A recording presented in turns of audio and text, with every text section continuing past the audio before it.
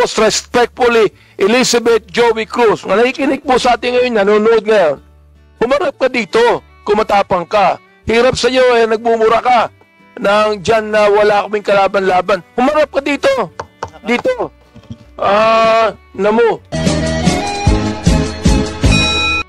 Yes, you have the floor right now, Congressman. I just would like to find out if Miss Elizabeth Joey Cruz, aka Joey DeVere, was invited. Congressman, If he was invited, Mr. Chairman, I'd like point of order, Mr. Chairman. what's the point of order? Once again, Mr. Chairman, the floor is still with Congressman Marcoleta, and is she okay na po ba? Can you, Congressman Marcoleta, with regards to the query that I move to invite Philippine Daily Inquirer and Philippine Star? Yes, And it was approved. Now, actually, I have already taken action. Yeah, I know. On the But query of the floor is still with Congressman Marcoleta, and I asked personally Congressman Marcoleta to the chair if he is satisfied with the motion that I have made, Mr. Chairman. And after that, siguro, let's proceed with another member of the House of this committee. Congressman Marcoleta, please. Thank you, Mr. Chair. I still have to include another aspect of inquiry. Kasi hindi lamang po yung social media at saka yung mainstream media.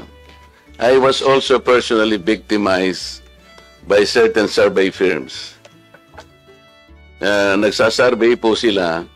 For example po, yung SWS, kailangan sabihin ko na po. Nag-survey po sila ng third quarter survey last year. And they listed 40 names, senatorial preferences. Nandito po sa akin, ibibigay ko po yung kopya po, reference ng ating committee. There are 40 names mentioned and indicated in that list. Ito po, Mr. Chair. Gusto ko lamang pong i-emphasize na dito sa apat na pong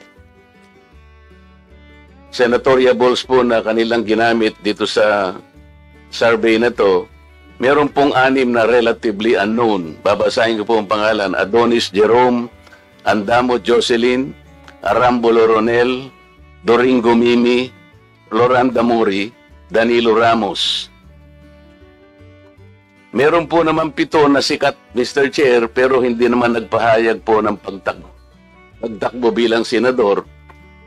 Andiyan na po si dating Pangulong Rodrigo Duterte, dating Senador Franklin Drilon, dating Senador Richard Gordon, Harry Roque, dating Vice Presidente Robredo Maria Leonor, at saka po yung ating Secretary of Defense, Gilbert Chodoro.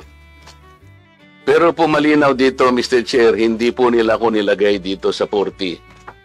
Pero no pong yung outcome pong ito ipalabas nila, number 36 po ako.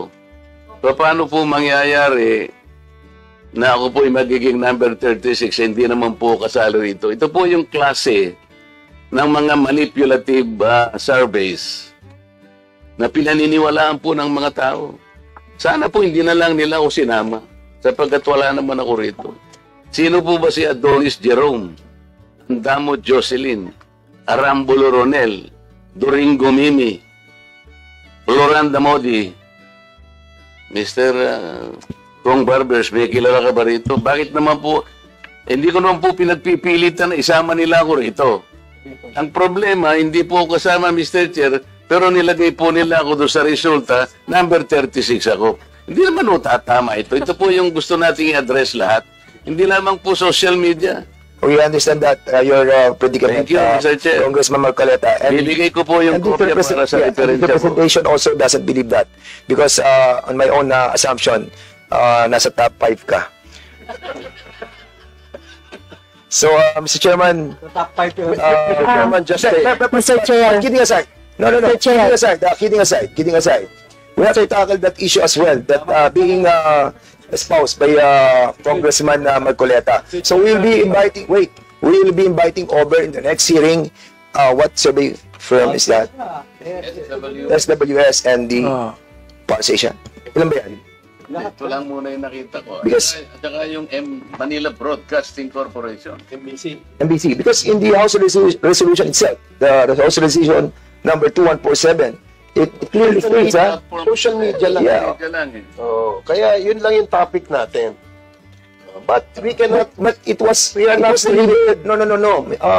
Congressman Barbers, you have delivered in your privilege speech a wide, comprehensive approach on this matter. That And I is think correct, Mr. inviting Chair. over the survey firm is also correct.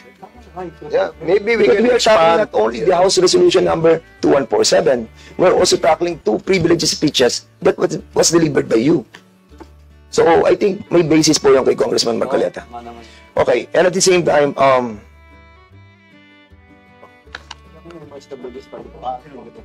so there's a Mr. Chair, noted po yung kay Congressman Marcoleta. Now, May I now be recognized? Abante, now you are recognized.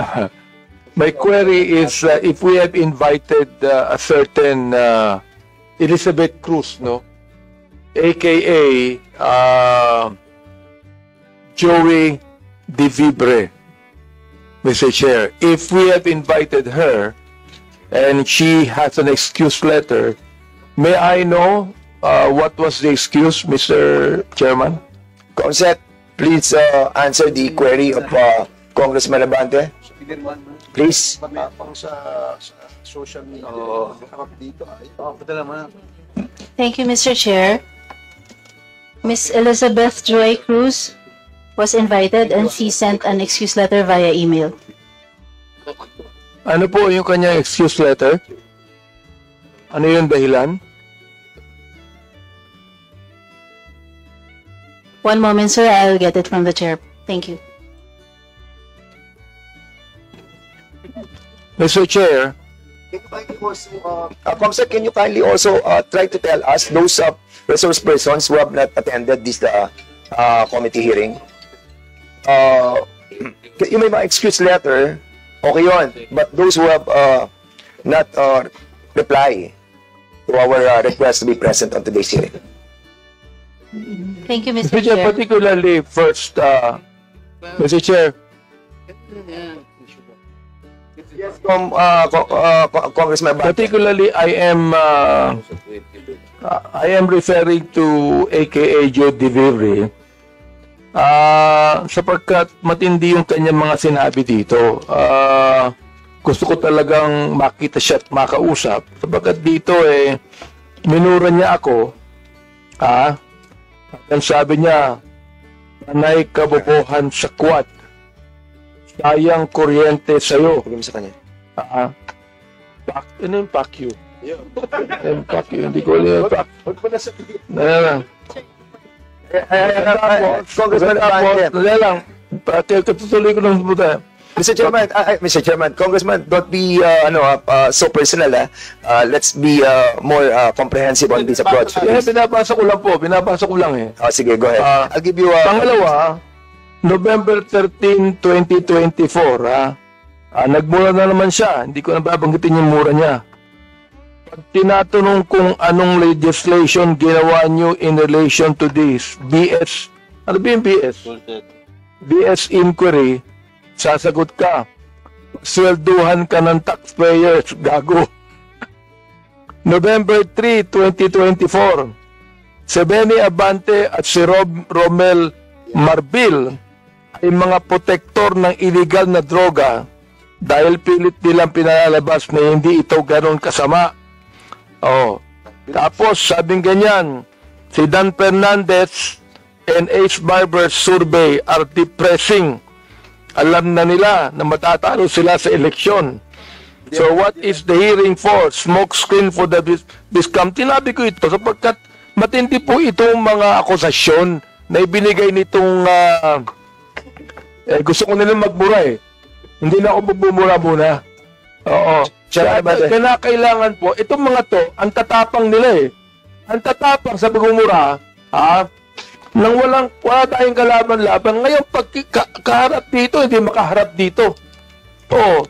Mga takot din pala yung mga yan eh. Please hold your fire, please. Hindi. I'm holding my fire. Just on the process of administrative, ano pa lang muna tayo, Congressman Abante. We can tackle that on the interpellation. Mr. Chair, gusto ko lang pong bagitin tong kanya excuse letter. O nakalagay dito, after meaningful consultation with my lawyers, gumayad pa na abogado. I have decided to respectfully decline. Respectfully? Minumura tayo, respectfully? Ha? To share my knowledge on matters. Hindi knowledge ang kailangan natin. The lawyer, if this is like... Oo. Ask the lawyers kung libelous yung ginawa niyo o slander. No ha? O nakalagay, I would like to categorically state that I am neither paid by POGO operators. Hindi yun ang pinag-uusapan. Pinag-uusapan natin yung mga sinabi niya. O, tapos respectfully, Elizabeth Joey Cruz, na nakikinig po sa atin ngayon, nanonood ngayon. Humarap ka dito, kumatapang ka. Hirap sa iyo, nagmumura ka nang dyan na wala kaming kalaban-laban. Humarap ka dito. Dito. Namo. Chairman. Wait, wait.